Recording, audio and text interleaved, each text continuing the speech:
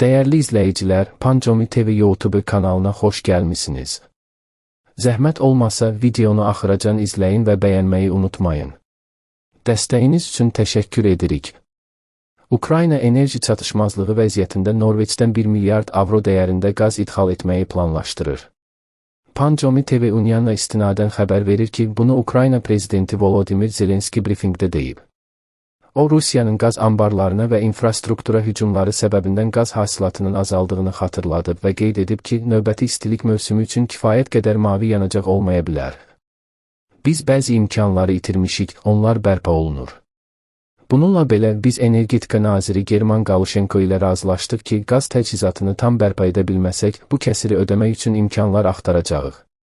Zelenski zərurət yaranarsa, Norveçdən 1 milyard avro dəyərində qaz idxalı ilə bağlı prinsipial razılığın əldə olunduğunu vurğulayıb. Mən Norveçin baş naziri Jonas Gahr Store ilə görüşdüm.